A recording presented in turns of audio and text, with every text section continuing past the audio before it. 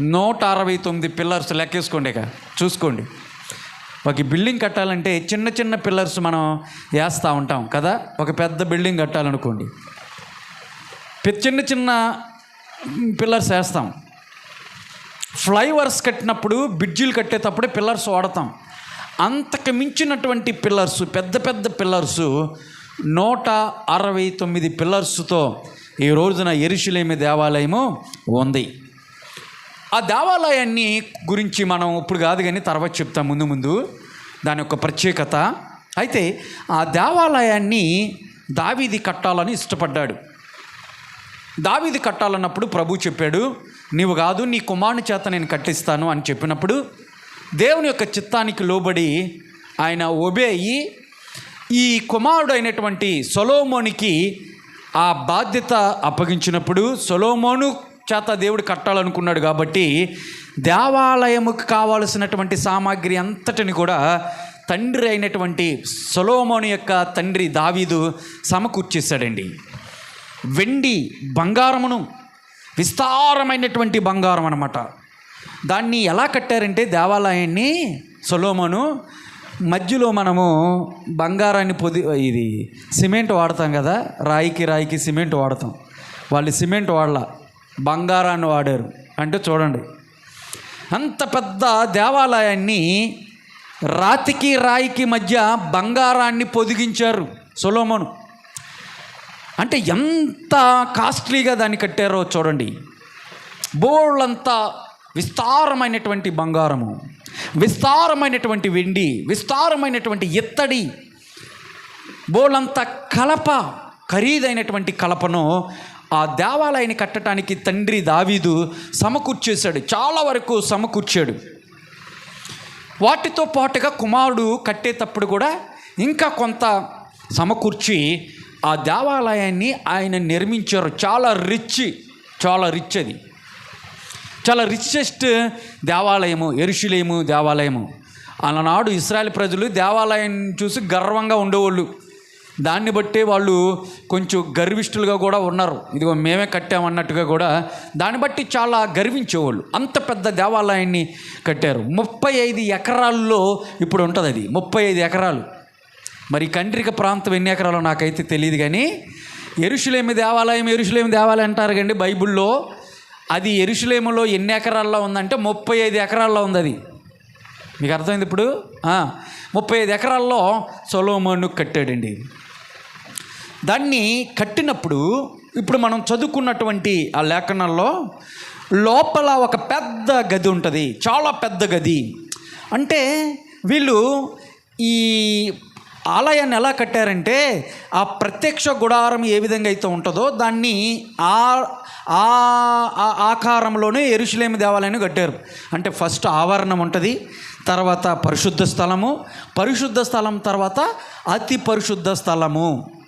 మీకు అర్థమైంది కదా. ఇప్పుడు బయట ఆవరణము, మీరు కూర్చున్నది పరిశుద్ధ స్థలము, ఇది అతి పరిశుద్ధ స్థలము. ఇలా కట్టారు. ఇక్కడ ఎవరు పడితాలు రాకూడదు, ఆల్టర్ మీదకి ఎవరు పడితాలు ఎక్కకూడదు. ఎందుకు అంటే ఇక్కడ దేవుని మందస్సం ఉంటుంది. ఆ మందస్సం పైన కెరూబుల మధ్య దేవుడు సింహాసన పీఠం ఉంటుంది, అక్కడ ఆయన మహిమ ఉంటుంది. కాబట్టి ఎవరు పడితే వాళ్ళు ఇక్కడికి రాకూడదు ఆల్టర్ దగ్గరికి. ఇది అతి పరిశుద్ధ స్థలము. ఈ పరిశుద్ధ స్థలము, అతి పరిశుద్ధ స్థలము దేవుడు ఉండేటువంటి ఈ స్థలములో మధ్యలో ఒక కట్టన ఉంటుంది, ఒక పెద్ద కట్టన ఉంటుంది. ఈ కట్టనే యేసు ప్రభు చనిపోయినప్పుడే చాలా మందం అంట ఆ కట్టనం. ఆ పెద్ద మందం కలిగినటువంటి కట్టనం పైనుంచి కిందకి నిలువుగా చిరిగిపోయింది. అంటే దీని గురించి నేను ముందు చెప్తాను, ఇది సమయం కాదు. అయితే ఇప్పుడు ఇక్కడికి అతి పరిశుద్ధ స్థలంలోకి ఎవరు పడితే వచ్చారనుకో వెంటనే చచ్చిపోతాడు. అంతే, వాడు చచ్చిపోతాడు. సంవత్సరానికి ఒకసారి ప్రధాన యాజకుడు మాత్రమే ఈ ధూపం వేయటానికి వస్తాడు. పాప పరిహార నిమిత్తమై గొర్రెపిల్ల రక్తాన్ని తీసుకొని తన నిమిత్తమై సకల జనుల నిమిత్తమై ఆయన దేవునికి అర్పించడానికి వస్తాడు. కొద్దిసేపు ఉండి వెళ్ళిపోతాడు. ఇందులో ఏ పొరపాటు జరిగినా వెంటనే ప్రధాన యాజకుడు కూడా చచ్చిపోతాడు. ఈ వెనకాల ఉన్నటువంటి వాళ్ళు ఇంకా రావట్లేదేంటి అని గనక లేట్ అయితే లాగుతారు తాడు పట్టుకొని. ఈ తాడు అంగీకి కట్టి ఉంటుంది. కాబట్టి పరిశుద్ధ స్థలాన్ని ఈ అలంకరించేటువంటి ఈ పెద్ద రూము పరిశుద్ధ స్థలం అనుకోండి. ఈ పరిశుద్ధ స్థలాన్ని ఎలాగ అలంకరించాడంటే సొలొమోను దేవాలయం కట్టేటప్పుడు మందసాన్ని పెట్టేటువంటి ప్రాంతంలో ఈ పైకప్పు ఏదైతే ఉందో దాన్ని దేవదారు వృక్షములతో ఆ చెక్కలతో ఆ ఫ్రేమ్ని పెట్టాడు. దేవదారు చెక్కలను కొట్టాడు. మీరు ఈరోజుకి ఆ దేవదారు చెట్లను ఎక్కడ చూస్తారంటే మన ప్రాంతాల్లో ఎక్కడ ఉండవు. యెరూషలేములో లెబానోను అనేటువంటి ప్రాంతంలో దేవదారు వృక్షాలు ఉంటాయి. పెద్దవాళ్ళు మరి వాళ్ళకి తెలుసు లేదు నాకైతే తెలీదు. టేకు తెలుసు, గ్రంథం చెట్లు, ఎర్ర చందనం ఇలాంటి చెట్లు గురించినే ఉంటారు. ఈ రోజున అయ్యే చాలా కాస్ట్లీ, చాలా ఖర్చుతో కూడినటువంటి చెక్క. అయితే ఈ లెబానానులో ఆ లెబానాను కొండ ప్రాంతంలో దేవదారు వృక్షాలను ఉంటాయి.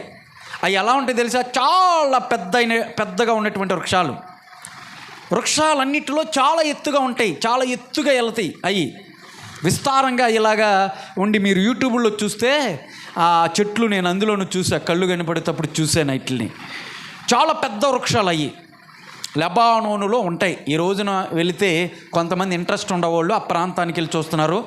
అప్పుడు దావీదు సొలొమోను కట్టినప్పుడు దేవాలయంలో ఆ చెట్లను నరికి ఆ చెక్కను ఉపయోగించారు. కానీ ఇప్పుడు ఆ చెట్లను నరికితే గవర్నమెంట్ వారు ఊరుకోరు, చెట్లను నరుగుతూ ఊరుకోట్ల, అక్కడ చూసి రావటమే. అయితే అలాంటి చెక్కను యెరూషలేము దేవాలయాన్ని కట్టడంలో సొలొమోను ఉపయోగించాడు. అక్కడ నుంచి లెబానోనులో నుంచి ఈ యెరూషలేములోకి తీసుకురావటానికి ఒక మార్గాన్ని ఆయన ఎంచుకున్నాడు. ఆ మార్గము యొప్పే నుంచి, అంటే అక్కడ ఓడలు తిరిగేటువంటి సముద్ర మార్గం ఉంటే దాని యొప్పే మార్గం వరకు ఎలా తీసుకొచ్చారంటే అక్కడ నుండి ఓడలు ఈ రేవు ఒకటి ఉండేది, ఒప్పేలో ఒక రేవు ఉండేది. అక్కడ వరకు వాళ్ళు ఆ చెక్కలను నరికి చెట్లని ఓడలు అక్కడ వరకు తీసుకొస్తే అక్కడ నుంచి ఎట్లా కొట్లాగా యెరూషలేముకి జారేశారు అట్లని. అలాంటి చెక్కను, అలాంటి కలపను, కాస్ట్లీ కలపను యెరూషలేము దేవాలయం కట్టడంలో పైకప్పుకి ఉపయోగించారు. ఇప్పుడు ఈ పెద్ద రూములోనంట ఈ పైకప్పు ఈ లెబానోనులో ఉన్నటువంటి ఆ చెట్ల కొమ్మ దేవదారు వృక్ష ఆ చెక్కలను కొట్టి పైకప్పు కొట్టి ఆ కప్పు పైన బంగారపు రేకులను పొదిగించాడు. మీకు అర్థమవుతుంది ఇప్పుడు నేను చెప్పేది? బంగారపు రేకులని పొదిగించి, అంతా బంగారమే ఉంటుంది, పైన మెరిసిపోతూ ఉంటుంది.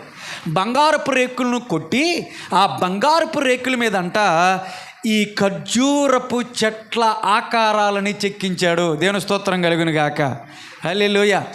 ఈ ఖర్జూరపు చెట్ల ఆకారాలని ఆయన ఉట్టినే ఆ బంగారపు రేకుల్ని కట్టుకోకుండా ఒక డిజైన్ చేయించాడు వాటి మీద. ఆ డిజైనే ఈ ఖర్జూరపు ఆకారంలో ఉన్నటువంటి ఆ మట్లను ఆయన చెక్కించాడు, ఆకులను చెక్కించాడు. ఈ రోజుల్లో చాలామంది ఇల్లు కట్టుకునేటప్పుడు సింహద్వారాన్ని మనము ప్రత్యేకంగా టేకుతో కొంతమంది కాస్ట్లీ చెక్కను ఉపయోగించి సింహద్వారాన్ని చేయించేటప్పుడు ఆ కర్ర మీద, అంటే ఎంట్రన్స్లో ఆ చెక్క మీద కొంతమంది డిజైన్లు వేస్తూ ఉంటారు, చెక్కించుకుంటారు. చాలా ఖర్చు అయినప్పుడు కూడా కొంతమంది ఒక చిన్న పూల కుండీలాగా పెట్టి ఆ పూల కుండీల నుంచి ఒక చెట్టు అల్లుకున్నట్టుగా ఆకులు, కొన్ని పండ్లు అలాగా కొంతమంది చెక్కించుకుంటారు. కొంతమంది కొంచెం చర్చికి వెళ్ళే వాళ్ళు ఏం చేస్తారంటే సిలువని చెక్కించుకుంటారు. ఇలాగ రకరకాల ఆకారాలను ఆ చెక్కల మీద వెళ్ళంగానే కొంతమంది నెమళ్ళు, హంసలు ఇలాగ వాళ్ళు చెక్కించుకుంటారు అందంగా ఉండటానికి. ఎంట్రన్స్లో తలుపు మీద అందంగా మనం చెక్కించుకున్నట్లుగానే సొలొమోను కూడా ఈ బంగారపు రేకుల మీద ఈ ఖర్జూరపు చెట్లను ఆయన చెక్కించాడు. అయితే ఇక్కడ మీరు ఆలోచించాల్సిన విషయం ఏంటంటే ఈ మందిరములోకి, యెరూషలేము మందిరంలోకి వెళ్ళేటువంటి వాళ్ళు అక్కడ చూడంగానే వాళ్ళకి ఖర్జూరపు ఆ మట్టలు కనపడినప్పుడు, బంగారపు మట్టలు అల్లిక ఏదైతే ఉందో అవి కనపడినప్పుడు వాళ్ళకి ఒక సంకేతము ఏర్పడింది. వాళ్ళకి ఒక సంకేతాన్ని అర్థం చేసుకున్నారు. ఏంటంటే ఈ ఖర్జూరపు మట్టలో దేవునికి ఆరాధనగా సాదృశ్యంగా ఉన్నాయని. మనము దేవుణ్ణి ఆరాధించటానికి చిహ్నముగా, సాదృశ్యముగా ఇక్కడ ఖర్జూరపు చెట్లు ఆకారాలు సొలొమోను దేవాలయంలో ఆయన చెక్కించి బంగారపు రేకుల మీద ఆయన పొదిగించి పెట్టాడు. ఎవరైతే దేవాలయంలోకి వెళ్తారో వాళ్ళు వాటిని చూసినప్పుడల్లా దేవుని ఆరాధిస్తారు, ఆయన స్తుతిస్తారు. అయితే మీరు గమనించాలి, మొట్టమొదటిసారిగా ఎందుకు వాళ్ళు ఖర్జూరపు చెట్లని, ఆ ఆకులను, ఖర్జూరపు మట్టలను ఎందుకు యేసు ప్రభు వచ్చినప్పుడు ఆ మట్టలు, లేత మట్టలను తీసుకొని వచ్చి ఆ దారి పొడుగున వాళ్ళు పరిచి కొంతమంది మట్టలను పట్టుకొని యోసన్నా జయము అన్నారంటే దానికి కారణం ఏంటి తెలుసా? మన దేవుడు ఆరాధనకు యోగ్యుడు. దేవుని స్తోత్రం కలుగునుగాక. ప్రపంచంలో చాలామంది ఉన్నారేమో, కానీ యేసు ప్రభు మాత్రమే ఆరాధనకి యోగ్యుడు అని చెప్పటానికి ఈ ఖర్జూరపు మట్టలను వాళ్ళు పట్టుకొని యేసు ప్రభుని ఎదుర్కొన్నారు. హోసన్నా అంటే రక్షణ, ఇప్పుడే రక్షణ అని అర్థం. ఇప్పుడే రక్షణ, ఆయన రక్షకుడు అని వాస్తవాన్ని వాళ్ళు పెళ్ళిగొక్కుతూ, సత్యాన్ని ఉన్నది ఉన్నట్టుగా ఆ రోజున తన్ను తాను ఆయన అప్పగించేటటువంటి ముందు తన్ను తాను ప్రత్యక్షపరుచుకున్నటువంటి, పూర్తిగా ప్రత్యేకించబడినటువంటి దినమే ఈరోజు మట్టల ఆదివారము. కావున వాళ్ళు ఖర్జూరపు మట్టలు పట్టుకున్నారు. ఖర్జూరపు మట్టలు దేనికి సాదృశ్యంగా కనపడుతున్నాయంటే ప్రభువులు వారిని ఆరాధించటానికి సాదృశ్యంగా కనపడుతూ ఉన్నాయి. ప్రియులారా, దేవుని మందిరానికి వచ్చాం. ఎందుకు వచ్చాం దేవుని మందిరానికి? దేవుని యొక్క దేవాలయంలోకి ఎందుకు రావాలి అని ఆలోచిస్తే దేవుని ఆరాధించటానికి రావాలి, అంతేనా? మనందరం ఎందుకు వచ్చాము ఇక్కడికి? దేవుని ఆరాధించడానికైనా వచ్చింది, లేదంటే కాసేపు కూర్చొని వెళ్ళిపోదామని నేను వచ్చారా? కాసేపు కూర్చుందాం, చల్లగా ఉంటుంది, ఏది వెళ్ళినట్టు ఉంటుంది, ఒక కునికేసి వెళ్ళిపోదాం, ఆదివారం ప్రార్థన వెళ్ళి ఆదివారం ప్రార్థనకి వెళ్ళి నేను కూడా అని చెప్పుకుంటాం అని వచ్చారా? లేదు. ఎందుకు దేవుని మందిరంలోకి వచ్చామంటే దేవుని ఆరాధించటానికి వచ్చాము. ఎందుకు ఆయన ఆరాధించాలంటే ఆయన మాత్రమే ఆరాధనకి యోగ్యుడు, ఆయన మాత్రమే ఆరాధనకి యోగ్యుడు, ఆయన స్తుతింపదగినటువంటి దేవుడు. మన ఆరాధనకి యోగ్యుడు ఆయన, మరెవ్వరు కూడా ఆరాధనకి యోగ్యుడు కాదు. బైబిల్ నిర్ద్వందంగా చెప్తున్నటువంటి మాట. దేవుని ఆరాధించాలి. ఏ విధంగా ఆరాధించాలి? ఏ విధంగా ఆరాధించాలండి? ఏ విధంగా? దేవుని ఆరాధించేటువంటి ఆత్మతో, సత్యముతో ఆరాధించాలి. కారణం ఏంటంటే ఆయన ఆత్మ కాబట్టి. ఆయన ఆత్మ కాబట్టి ఆయన మనము ఆత్మతో, సత్యముతో ఆరాధించాలి, మనసారా ఆరాధించాలి. ఈ రోజున ఆరాధనలో రకరకాల ఆరాధనలు చూస్తున్నాం మనం. కొన్ని ఆరాధనలు అయితే భయం పుట్టేస్తున్నాయి, ఒకటే కేకలో భయం వచ్చేస్తుంది. రకరకాల ఆరాధనలు జరుగుతూ ఉన్నాయి. సరే, నేను వాటి గురించి మాట్లాడతలే, కానీ దేవునికి ఇష్టమైనటువంటి ఆరాధన ఏంటో తెలుసండి? హృదయపూర్వకంగా స్తుతించాలి, కేకలు కాదు. హృదయపూర్వకంగా స్తుతించాలి, మనసారా ఆయన స్తుతించాలి. ప్రభా నువ్వు ఆరాధనకి యోగ్యుడివయ్యా అని ఆరాధించాలి, ఆత్మతో, సత్యముతో. ఇంకెవ్వరి వైపు చూడకూడదు.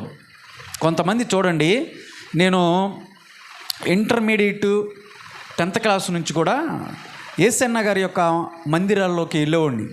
యేసన్న మందిరంలోకి, నూజివేడు జంక్షన్ ఆ ప్రాంతంలోకి వెళ్ళినప్పుడు ప్రార్థనలో కూర్చున్నప్పుడు వాళ్ళు ఆరాధన చేస్తూ ఉంటుంటే నేనేం చేసేవాడిని తెలుసా? కళ్ళు మూసుకొని మైమర్చిపోయేవాడిని. పక్కన ఎవరున్నారనేది కూడా పట్టించుకునేవాడు కాదు.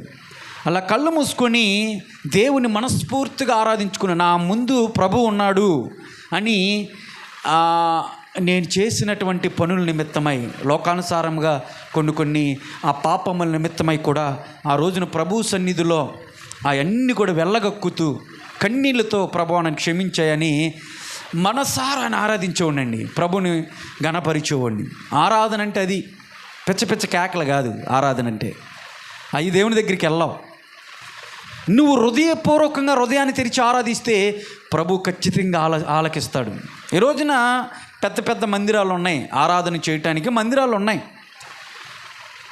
అయితే పాత నిబంధనలో యేసు ప్రభు రాకముందు ఈ చేతులతో నిర్మించినటువంటి మందిరాలకి చాలా గొప్పగా ఉండేది, చాలా గొప్పగా చెప్పుకునేవారు. మందిరాలు చాలా చాలా గొప్పగా కట్టుకునేవాళ్ళు.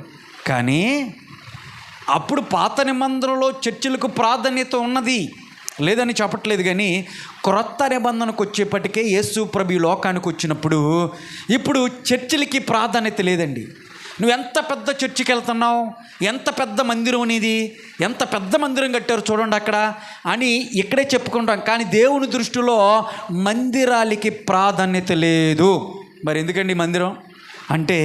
మనం కూడుకొని దేవుని ఆరాధించటానికి వరకే మందిరాల యొక్క ప్రాధాన్యత. అంతేగాని ఆ మందిరం చూడండి చాలా పెద్దదండి, చాలా పెద్ద కట్టారండి, లేదు. ఎందుకు మందిరానికి వాల్యూ లేదు అని అంటే, క్రొత్త నిబంధనలోకి వచ్చేప్పటికే ప్రభువు చెప్తున్నాడు, నేను ఉండేటటువంటి మందిరం ఏంటి తెలుసా? నీ హృదయం అనే మందిరంలో నేను ఉంటానని. దేవుని స్తోత్రం కలుగును గాక. చేతులతో నిర్మించినటువంటి మందిరంలో నేను ఉండను. నేను ఎక్కడ ఉంటానంటే, ఉంటే పరలోకంలో ఉంటాను, లేదా నీ హృదయంలో ఉంటాను. ఎందుకంటే నీ హృదయమే నా దేవాలయము. పౌలు చెప్తున్నాడు, దేవుని యొక్క మందిరము మన హృదయమే అని. లేఖనాల్లో చాలా క్షుణ్ణంగా ఉన్నాయి. మన హృదయాల్లో ఆయన నివసించాలని ఆయన కోరుకుంటున్నాడు. మన హృదయమే ఆయనకి దేవాలయము. చేతులతో నిర్మించినటువంటి కాదు. పెద్ద పెద్ద దేవాలయాన్ని చెప్పుకున్నటువంటి వాటిల్లో దేవుడు నివసించాడు, కానీ మానవ హృదయంలో దేవుడు నివసించడానికి ఆయన ఇష్టపడుతూ ఉన్నాడు. నా ప్రశ్న ఏంటంటే, ఈ ఉదయకాల సమయంలో మాటలు వింటున్నటువంటి ప్రియ సహోదరి సహోదరుడా, నీ హృదయం అనేటువంటి దేవాలయంలో ప్రభువుకి స్థానం ఇచ్చావా? నీ హృదయం అనేటువంటి ఆ దేవాలయంలో ప్రభుని కూర్చోబెట్టావా? ప్రభుని ఆరాధిస్తున్నావా? ఆయన ఆరాధనకి యోగ్యుడు అని చెప్తా ఉన్నప్పుడు ఆయన నీ హృదయంలో నివసించటానికి నీ హృదయంలో ఆయనకి సింహాసనం ఇచ్చావా?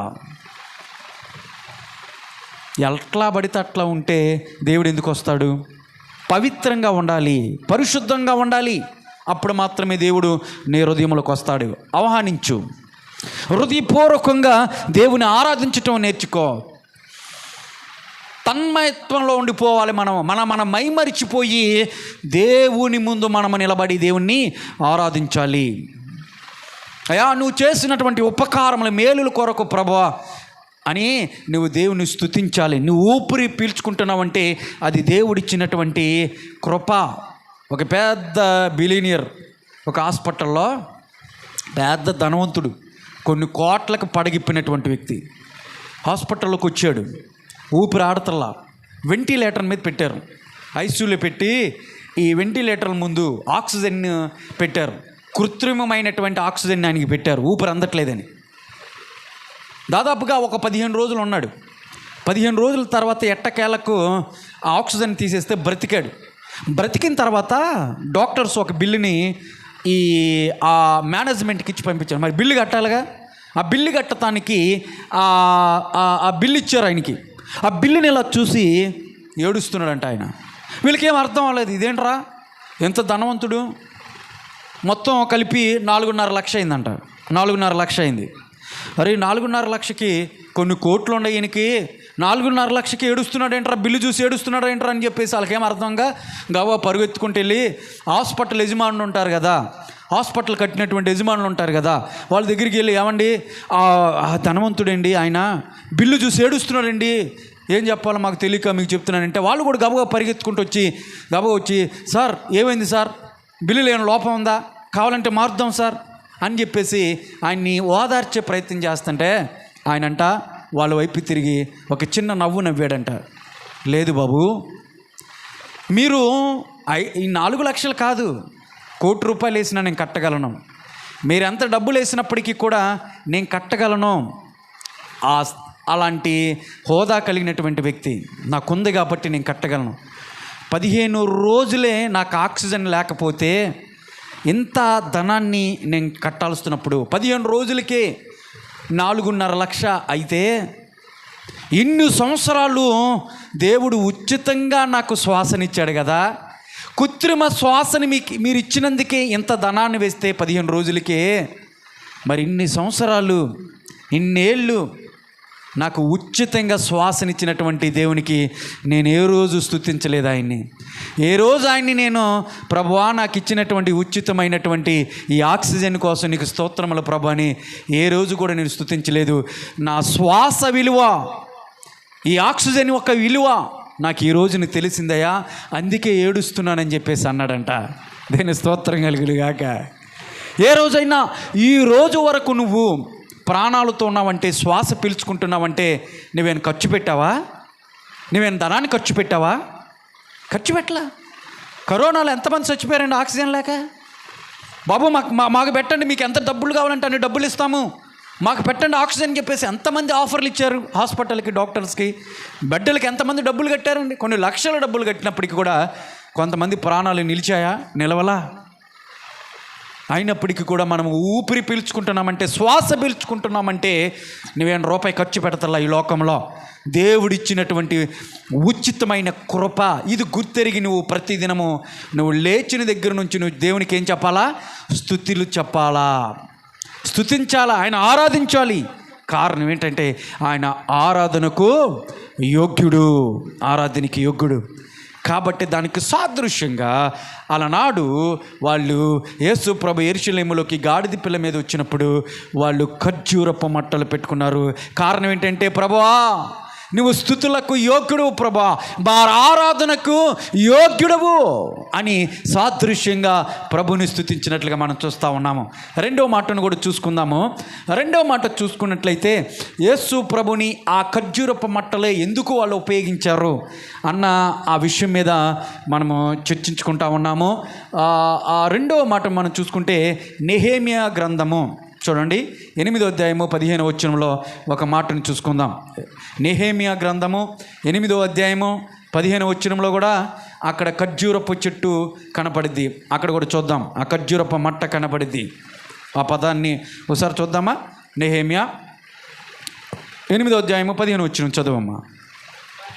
మరియు వారు తమ పట్టణములన్నిటిలోనూ యెరూషలేములోను ప్రకటన చేసి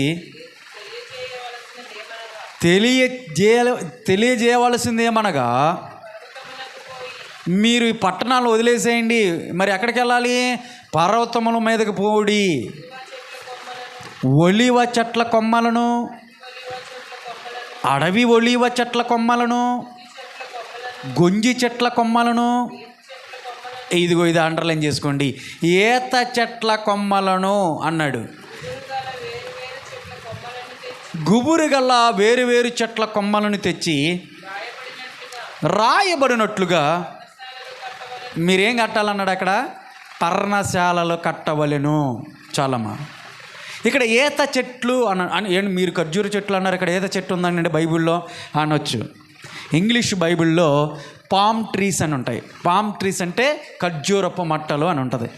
ఈ ఇంగ్లీష్ నుంచి ఈ తెలుగులోకి బైబిల్ని తర్జుమా చేసినప్పుడు మనకు అర్థమయ్యే విధంగా ఈ రాసినటువంటి వాళ్ళు ఈ పదాన్ని ఉపయోగించారు. ఈత చెట్లు అని రాశారు కొన్ని చోట్ల, కానీ వాస్తవంగా ఉపయోగించింది అక్కడ ఖర్జూరపు చెట్లు ఉంటాయి, ఈత చెట్లు కాదు, ఖర్జూరపు చెట్లు, పామ్ ట్రీస్. కాబట్టి ఈత చెట్లు రాసిన అక్కడ ఖర్జూరపు చెట్లు అనుకోవాలి. ఈ ఖర్జూరపు చెట్లు, గొంజి చెట్లు, ఒలివ ట్రీసు, ఆ అడవి ఒలివ కొమ్మలు ఏవైతే ఉన్నాయో వీటిని గుబురుగల కొమ్మలను తీసుకొచ్చి ఇక్కడ ఒక పని చేయమంటున్నాడు. అక్కడ ఏంటి ఆ పని అంటే, రాయబడినట్లుగా. ఎక్కడ రాయబడింది ఇది కూడా చూద్దాం. రాయబడినట్లుగా మీరు గుడారాలు నిర్మించాలి, గుడారాలు నిర్మించుకోవాలి. ఎవరికి చెప్తున్నాడు ఈ మాట అంటే, ఇశ్రాయేలు ప్రజలకు చెప్తున్నటువంటి మాట, దేవుడు చెప్తున్నటువంటి మాట.